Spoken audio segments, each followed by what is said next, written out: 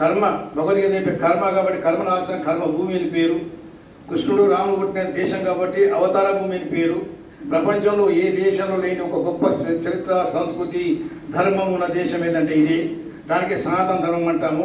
అటువంటి గొప్ప దేశం ఈ దేశం, ఒక గొప్ప సంస్కృతి గల దేశం. అనాదిగా ఎంతో మంది రకరకాల సంస్కృతులు రకరకాల నాగరికతలో ఉన్న ఈ దేశం ఇది ఒకటే. భిన్నత్వంలో గల ఏకత్వం ఇది ఒకటే. ఇటువంటి గంగా ప్రవాహం లోపల కాలప్రవాహంలో గంగా నది కూడా ఎంతో పవిత్రమైనది. కానీ నది నడుస్తూ ఉంటే ఏమైతే అనేక కల్మషాలు జరుగుతుంటాయి. ఆ కల్మషాలను జరుగుతూ కూడా తీసేయాలి. ఇప్పుడు కల్మషం అవుతుంది కదా, సో ప్రవహించడము, కల్మషాలు రావడము, కల్మషాలు తీసేయడం అనేది జరిగే పనే అది. అలాగే మన ధర్మంలో కూడా, మన సమాజంలో కూడా, ఈ భారత సమాజంలో కూడా అనేక రుగ్మతులు అపోహలు ప్రవహించాయి. మానవులంతా ఒకటి. చెట్టుకు పూజించేవారు మనం గొప్ప కదా. మనం చెట్టును పూజిస్తాం, పుట్టను పూజిస్తాం, గుట్టను పూజిస్తాం, నదిని పూజిస్తాం, రాళ్ళను పూజిస్తాం. అసలు పూజించేది పాము పాలు పోసి పెంచుతాం. అన్నింటినీ పూజించే మనము చివరికి కాలక్రమంలో మన ఆచారాల అపోహలు పెరిగిపోయి మనిషిలో కూడా అపోహలు చూసి నువ్వు వేరు నేను వేరు అనే అంటరాంతరాన్ని తీసుకొచ్చేసి కదా ఉచ్చ నీచ భేదాలు కలిగేసిన వారు చాలామంది. ఎందుకంటే ఇట్లా వస్తుంటాయి, ఎన్నో వేలేళ్ళుగా నడుస్తున్నాయి సార్, ఎన్నో వస్తుంటాయి. ఇటువంటి వాటి సమాజంలో కలిగే ఈ రుగ్మతలను, అపోహలను, ఉచ్చ నీచ భేదాలను రకరకాల ఇవటి వాటిని తొలగించడానికి అప్పుడప్పుడు మహాపురుషులు జన్మిస్తుంటారు. అటువంటి పోహలు చెందిన బుద్ధుడు, ఆ తర్వాత మనం చూసిన ఆదిశంకరాచార్యుడు, ఎంతోమంది అవునా, బసవేశ్వరుడు, ఇట్లా అనేక రకాల దురాచరణని ఎండగట్టడానికి ఎంతోమంది రకరకాలుగా మనం చూస్తుంటాం. నారాయణ గురు, కేరళలో నారాయణ గురు, అవునా కాదా? అలాగే మన తెలుగుదేశంలో అయితే వీరేశలింగం పంతులు గారు వితంతు వివాహం జరిపిన వ్యక్తి, అంతే కదా. ఒకసారి చిన్నప్పుడు వితంతు అయిపోతే ఆమె జీవితమే అయిపోతుందని చెప్పి మన సమాజం చేస్తే అట్లా కాదు, మనుషులకు అట్లా కుదరదని చెప్పి వితంతు వివాహము పునర్వివాహం చేసిన వ్యక్తి, కులమాపదాన్ని నుంచి ఎంతో మంది గొప్ప వ్యక్తులు, నారాయణ గురు, అంబేద్కర్ గారు, రాజా రామరాయ్, స్వామి వివేకానంద, ఇట్లాంటి ఎంతో మంది కాలక్రమంగా వచ్చేసి చేస్తుంటారు. ఈ దాన్ని తొలగించడానికే ఈ నవీన కాలం లోపల ఒక సంస్థ వెలిసింది. ఆ సంస్థ పేరే సామాజిక సమరసత వేదిక.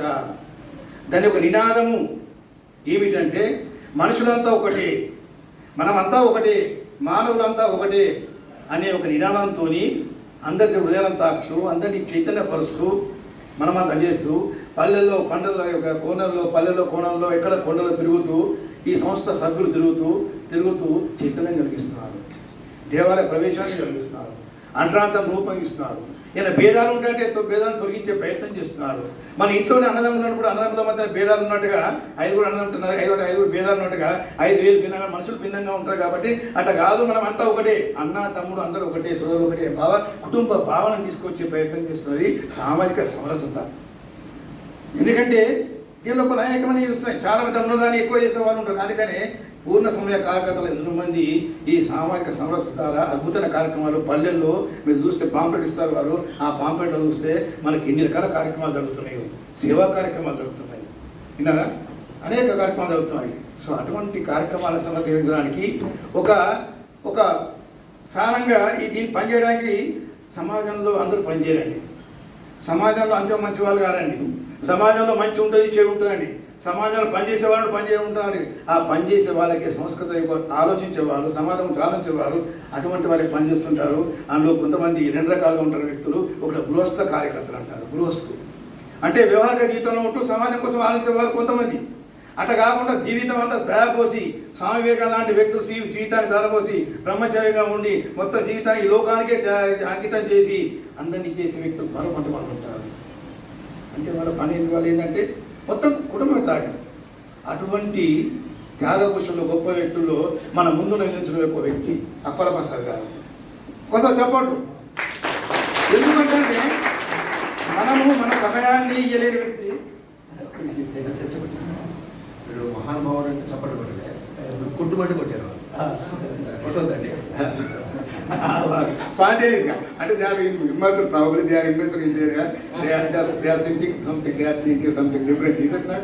సో ఆ రకంగా ఒక అదా ఇప్పుడు నాలాంటి వాడు పార్ట్ టైం లాగా ఇట్లా పనిచేస్తుంటే ఉడతా భక్తిగా నేను వస్తుంటాను. ఉడతా భక్తిగా నేను కాలేజీలో పనిచేస్తూ చివరికి మా ఊరిని మార్నింగ్ అప్పుడు రిటైర్ తర్వాత ఇప్పుడు కూడా పనిచేస్తుంటాం ఉడతా భక్తిగా ఒక గృహస్థుగా. కానీ కొంత సమయం ఇలాగే ఎంతో ఇబ్బంది పడుతున్నాం, గంట ఇలాగే ఎంత ఇబ్బంది పడుతుంది. కానీ వారు తన జీవితమే అంకితం చేసి సమాజానికి అంకితం చేసి ఎక్కడ ఎవరు పిలిస్తే ఈయన పిలిచారు రాజేశ్వర, నేను అడ్వకేట్ కదా ఈ కార్యకర్త, ఆయన ఒక కార్యదర్శి, ఆయన పిలిస్తే ఆయనకు రాత్రి ఫోన్ చేశాడు. ఇక్కడ రవికుమార్ అని ఒక జర్నలిస్ట్ ఉన్నారు, ఆయన జైనత్, ఆయన పిలిస్తే ఆయనకి ఇంటికి భోజనం చేశారు. అక్కడ అతను అరవింద్ అని కూర్చున్నాడు, ఆయన పిలిస్తే ఎవరో పిలిస్తే వాళ్ళ ఇంటికి భోజనం చేయడము, ఎప్పుడో పిలిస్తే అక్కడ పడుకోవడము. లాజులు కాదండి, హోటల్ కాదండి ఉపయోగించేది. మా ఇంటి అయితే ఆ రకంగా చూడండి ఎంత నిరాడంబర జీవనం ఉండదు. నిరాడంబర జీవనం గడుపుతూ కదా, నిరాడంబర గడుపుతూ ప్రజల్లో జీవిస్తూ ప్రజల్లో మమేకమవుతూ ప్రజల కోసం పనిచేస్తున్న గొప్ప వ్యక్తుల లోపల అప్పల ప్రసాద్ గారు. వీరి గురించి చెప్పాల్సిన అవసరం లేదు. నేనే మాట్లాడుతూ అన్నాను, జగమెరిగిన బామణికి చందమేలా కదా, తెలుగు మీకు తెలుగు వస్తే జగమెరిగిన జామణికి చందమేలా అన్నట్టుగా సూర్యుని గురించి చెప్పాల్సిన అవసరం లేదు, వారి గురించి చెప్పాల్సిన అవసరం లేదు. యూట్యూబ్ ఓపెన్ చేసే చాలు వారి గురించి కనబడుతుంది. రామకృష్ణ మఠశాల అనేక కార్యక్రమాలు నిర్వహించబడుతుంటాయి, వారు అక్కడ ఉపన్యాసిస్తుంటారు. తర్వాత గంప నాగేశ్వర గారి ప్రోగ్రాం జరుగుతూ ఉంటుంది. అనేక ప్రేరణ కార్యక్రమాలు, వ్యక్తిత్వ వికాస కార్యక్రమాలు వారు పాల్గొంటుంటారు. అద్భుతంగా తెలుగు మాట్లాడు. స్వామి వివేకానంద గురించి అద్భుతంగా 1-2 గంటల గురించి మాట్లాడుతుంటారు. ఎన్నని చెప్పను. ఆవు గురించి మాట్లాడతారు, గోవు గురించి మాట్లాడతారు, గోమాత యొక్క విశిష్టం గురించి చెప్తుంటారు, మన సంస్కారం గురించి చెప్తారు. అన్ని విషయాలు చెప్పే అటువంటి ఒక ప్రేరణకర్త గొప్ప వ్యక్తి మన అప్పల ప్రసాద్ గారు. ఆ రోజు ఈరోజు వారు నిన్న వచ్చారు. అంబేద్కర్ జయంతి వర్ధంతి కార్యక్రమం చేసుకున్నాము, హైదరాబాద్ ఒక కార్యక్రమం కూడా చేశాము. ఈరోజు పట్టుబట్టి సభ్యులు చేసి మన బీఈడి కాలేజీలో కార్యక్రమం పెట్టాలి. ఎందుకు పెట్టాలి? ఎవరి కోసం పెట్టాలి? మన కోసం పెట్టాలి. మన కోసం అంటే మీకోసం పెట్టాలి. మీరంటే ఎవరు? భావిత ఉపాధ్యాయులు, కాబోయే ఉపాధ్యాయులు. మీరంతా రేపు సమాజాన్ని మార్చబోతున్నారు. మరి మీరు ఒక ఉత్పీడన పొందితే, మీరు చైతన్యవంతులైతే, మీరు ఒక జిజ్ఞాస రగులితే ఈ సమాజం కోసం పనిచేయాలి, వారు అప్పల ప్రసాద్ గారు కావాలనే పనిచేయాలని ఒక ఆలోచన వచ్చినట్లయితే మీరు ఎంత చేయగలుగుతారు కదా.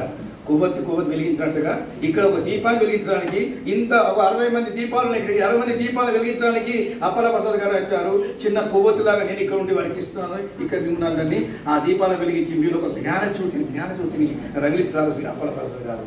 అటువంటి గొప్ప వ్యక్తి ఈరోజు అహల్యాబాయి హోల్కర్ గురించి మాట్లాడబోతాను. నేను వక్తవునిగా మాట్లాడడం సమంజసం కాదు, సముచితము కాదు.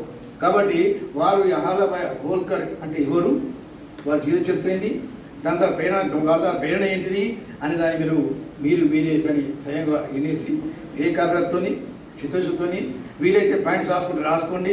విన్నారా? నోట్స్ రాసుకోండి. లేదా మీరు స్వామి వివేకానంద లాగా ఏకసంతాగ్రాహి అయితే మొత్తం నిక్షిప్తం చేయండి, మళ్ళీ దాన్ని రిపీట్ చేయండి. మరి ఈ అవకాశం ఇచ్చినందుకు మరి అవకాశంగా ధన్యవాదాలు చెప్తూ వారిని మాట్లాడుకోవాల్సిన వినమ్రంగా, ఎందుకంటే వినమ్రం అంత గొప్ప వ్యక్తికి నేను వినమ్రంగా మాట్లాడాల్సిందిగా ప్రార్థిస్తున్నాను.